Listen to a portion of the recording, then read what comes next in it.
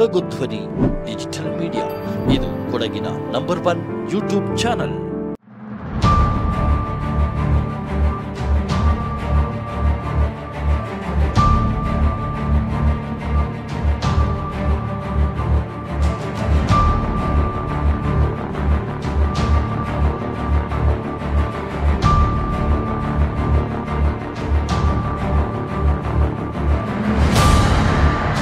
ಶಾಸಕರಿಗೆ ಮನವಿಯನ್ನು ಕೊಟ್ಟಿದ್ದರು. ಆ ಮನವಿ ಕೊಟ್ಟ ಸಂದರ್ಭದಲ್ಲಿ ತುರ್ತಾಗಿ ಒಂದು ಚರಂಡಿಯನ್ನು ಇಲ್ಲಿ ನಿರ್ಮಿಸಿದ ಸಂದರ್ಭ.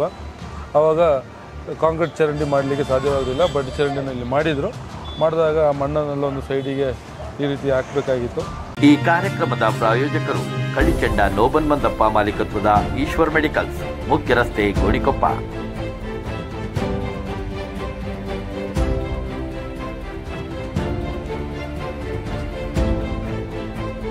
ನುರಿತ ತಜ್ಞ ವೈದ್ಯರು ಲಭ್ಯವಾಗಿರುತ್ತಾರೆ.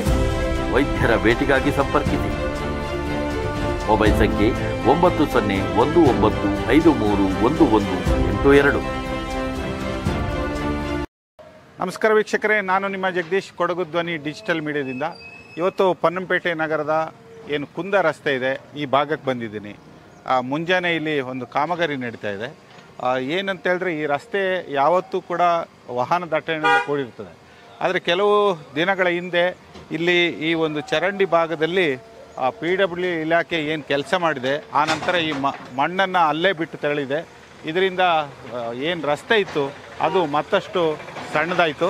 ಈಗ ಅದನ್ನು ಮನಗಂಡಂಥ ಪೊನ್ನಂಪೇಟೆ ಪಟ್ಟಣ ಪಂಚಾಯಿತಿಯ ಉಪಾಧ್ಯಕ್ಷರಾದ ಆಲಿರ ರಶೀದ್ ಅವರು ತಮ್ಮ ಸ್ವಯಂ ಪ್ರೇರಿತರಾಗಿ ಸಾರ್ವಜನಿಕರ ಅನುಕೂಲಕ್ಕಾಗಿ ತಮ್ಮ ವಾಹನಗಳನ್ನು, ತಮ್ಮ JCBಗಳನ್ನು, ತಮ್ಮ ಟಿಪ್ಪರ್ಗಳನ್ನು ಬಳಸಿ ಈ ಒಂದು ರಸ್ತೆಯ ಎಡಭಾಗದಲ್ಲಿ ಇರತಕ್ಕಂಥ ಸಂಪೂರ್ಣ ಏನು ದಿಡ್ಡೆ ಇದೆ, ಮಣ್ಣು ತುಂಬಿರೋ ದಿಡ್ಡೆ, ಅದನ್ನು ಕ್ಲಿಯರ್ ಮಾಡ್ತಾಯಿದ್ದಾರೆ. ಅಂಥ ಒಂದು ಸಾಮಾಜಿಕ ಕಳಕಳಿಯನ್ನು ರಶೀದ್ ಅವ್ರು ಮಾಡ್ತಿದ್ದಾರೆ. ಬನ್ನಿ, ಈಗ ನಿಮಗೆ ಕೆಲಸ ಮಾಡೋ ಜಾಗ ಮತ್ತು ರಶೀದ್ ಅವ್ರನ್ನೂ ಕೂಡ ನಾನೀಗ ಮಾತಾಡ್ತೀನಿ. ಸಾರ್ವಜನಿಕರ ಸೇವೆಯಲ್ಲಿ ಸದಾ ರಶೀದ್ ಅವರು ಒಂದು ಹೆಜ್ಜೆನೇ ಮುಂದೆ ಇರ್ತಾರೆ. ಪೊನ್ನಂಪೇಟೆ ಪಟ್ಟಣ ಪಂಚಾಯಿತಿಯಲ್ಲಿ ಉಪಾಧ್ಯಕ್ಷರಾಗಿ ಒಂದು ಸೇವೆಯನ್ನು ಕೂಡ ಈಗ ಮಾಡ್ತಾಯಿದ್ದಾರೆ. ಸರ್, ಈ ರೀತಿಯ ಒಂದು ಕೆಲಸಗಳನ್ನು ಸಾರ್ವಜನಿಕವಾಗಿ ಯಾವುದೇ ಫಲಾಪೇಕ್ಷೆ ಇಲ್ಲದೆ ಮುಂಜಾನೆಯೇ ಬಂದು ಮಾಡ್ತಾಯಿದ್ದೀರಿ. ಇದು ಯಾವ ರೀತಿಯಲ್ಲಿ ಈ ಒಂದು ಸಮಸ್ಯೆ ಆಯಿತು ಅಂತ?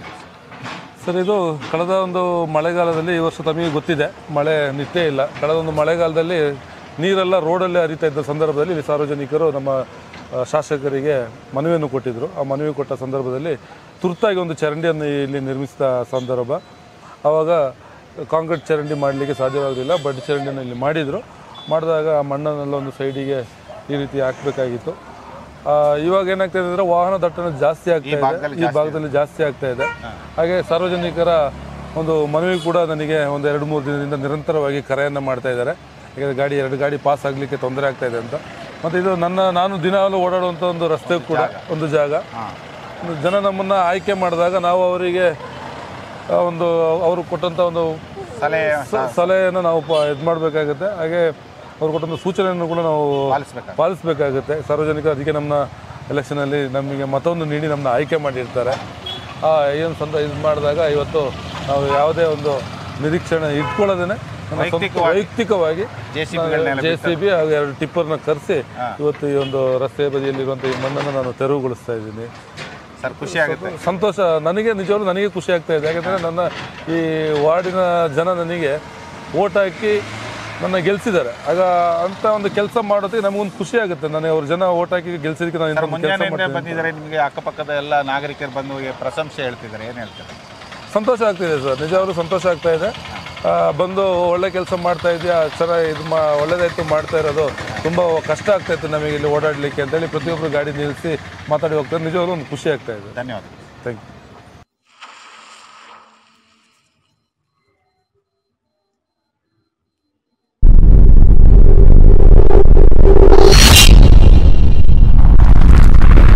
ಕೊಡಗು ಧ್ವನಿ ಡಿಜಿಟಲ್ ಮೀಡಿಯಾ, ಇದು ಕೊಡಗಿನ ನಂಬರ್ 1 ಯೂಟ್ಯೂಬ್ ಚಾನಲ್.